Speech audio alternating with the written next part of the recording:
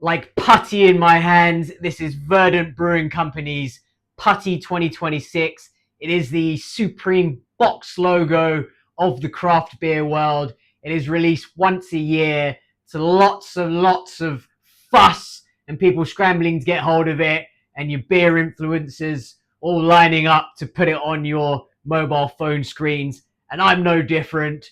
I'm no stranger to a bit of hype. I used to collect sneakers. I know all about the game.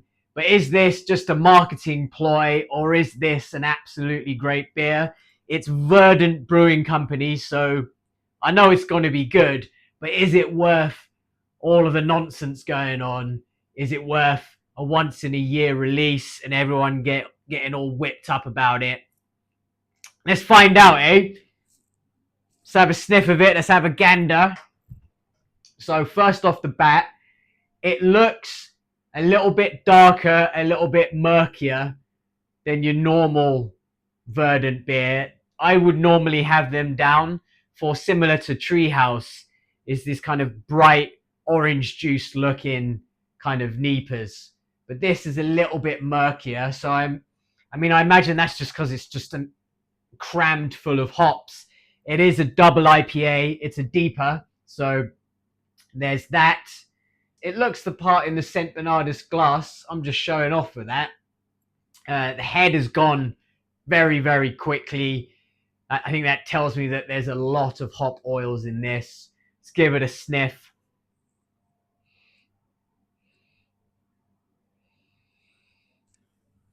Yeah, I mean, it smells exactly what you expect. It is just big, sweet, juicy tropicalness going on. It's Azucar, it's Galaxy, and it's Mosaic. So you got your big kind of mango flavors in there. You got your tropical flavors, bit of maybe pine from the Azucar. Galaxy, everyone knows Galaxy, and Mosaic is a classic. So yeah, man, they've just gone big on it, I think. Yeah, it smells like juicy, ripe, juicy. It's nothing soft. It is almost like sticking your face into a bowl of those really, really kind of bright tropical hops. Not much going on malt wise. Just a sweet smelling double IPA. See how it tastes.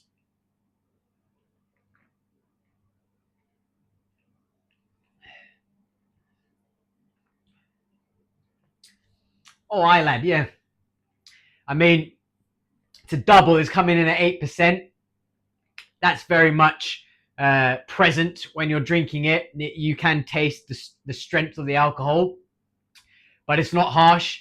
It's very present, so they've not like masked it anyway. We're not talking about like Belgian excellence in having, something like a delirium where they managed to hide an 11% beer and make it taste like a 5%. No, this is an 8% deeper. It tastes like an 8% deeper, but it comes with that usual classic kind of pillowy softness from Verdant that they're famous for.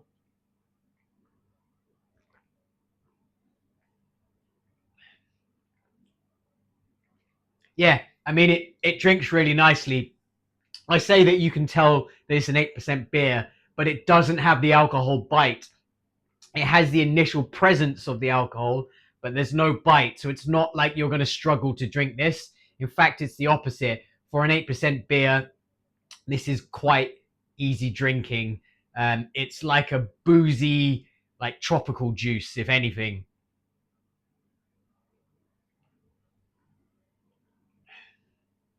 They've always managed to nail that really, really great mouthfeel for this hazy type of beer. And I describe it almost like drinking single cream without any of that kind of lactose milky stuff. I'm saying just like the mouthfeel of cream, that kind of silkiness that goes down really easily. And so it's just amazing how Verdant managed to do it in terms of like the juiciness of the beer is there, but like when you're drinking like a juice, it comes with that almost overly sweet, little bit harsh, sometimes leaning into like cloying. They managed to achieve the juice and the creaminess at the same time, and it just drinks like a really really nice fruit smoothie-esque drink. That's how I can describe it. So they really know what they're doing. In terms of like, is this worth the hype? I'd say that this is similar to their other beers. I mean, I don't know much more about the story other than like it is cool marketing. I like the artwork, the idea of like putty. Yeah, man. If they could explain it more on the can, maybe. I've not been around long enough in the kind of hazy game. I've always been obsessed with like German beers and moving into kind of doing, your beer influencer kind of stuff. I've been getting more and more into trying the kind of hyped stuff. So I don't really know what the history of Putty is, to be honest. I do love Verdant as a brewery, but for me, this is just great branding, great marketing. Everyone kind of scrambles for limited edition things.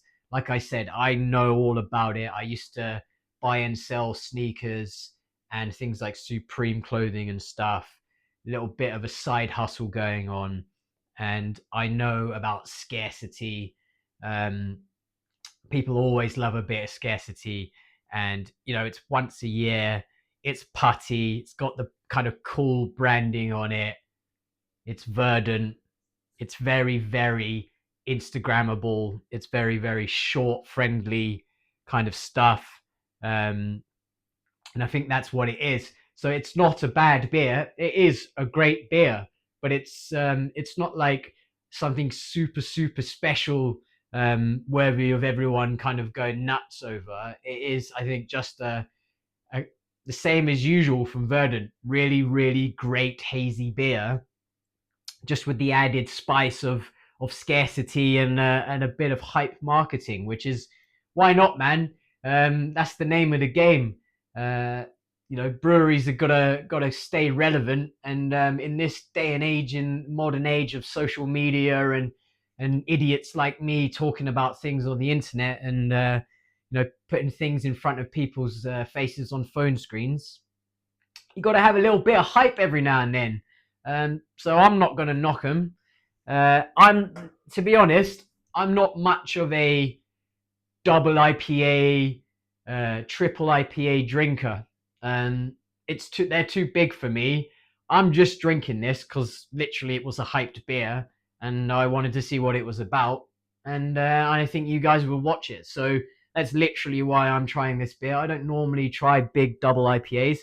I love a hazy, but my favorite kind of hazy is actually like a hazy pale ale, coming in at like 5%. You can drink a few of them. It's not too big. It doesn't blast your taste buds.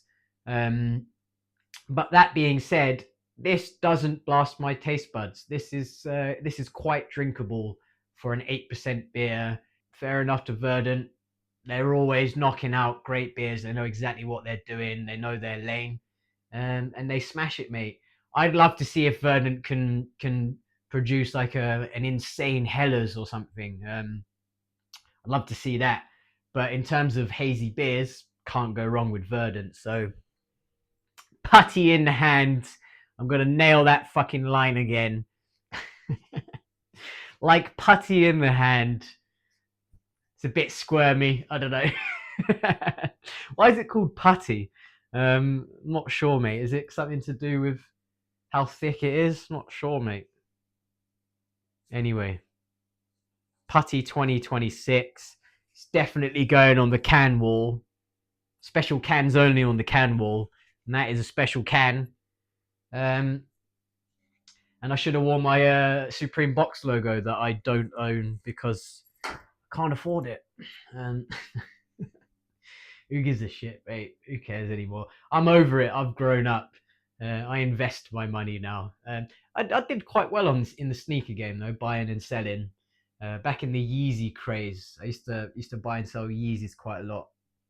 You could buy a pair of Yeezys for like, what was it? Can't remember how much it was now. Maybe 200 quid or 150 quid, something like that. And you could turn them around within a couple of weeks and sell them for like £500-600. And you could, if you could do that 4 or 5 times on the same drop, you're laughing, mate. I used to just love it, mate. It was easy money for me, man. Just just do a little internet trickery, check out really fast, boom. Didn't have to do that for the putty. We're not quite at the hype levels of the sneaker game, although the sneaker game has died a significant death, but we're not at that level for beers. It would be absolute hilarious if in the craft beer world we got to the point in which people were queuing overnight, sleeping outside of breweries, waiting for a hyped release, and just people going crazy. And there was like newspaper stories of like brawls outside of breweries as people are fighting over places in the queue to pick up a hyped release. I imagine that's got to have happened somewhere. It's maybe somewhere in America, one of those New England breweries or something, or like Russian River or something. There must have been somewhere where there's some crazy queuing going on, but not seen it in England. But maybe that's where Verdant can dial it up a notch once people get bored of the yearly putty release. They can make it pick up only at the brewery, and once it's gone, and people might queue overnight, and you could make a thing of it. You could have barbecues, you could have a Verdant day or whatever, like a putty day. Um, Mate, I think I should go into marketing for Verdant, mate. Anyway, cheers. I'll try and finish this beer. I've usually drunk more of it, which tells you everything you need to know. I'm not really big on these big double IPAs, triple IPAs, but this one's a good one, but it's still not quite for me.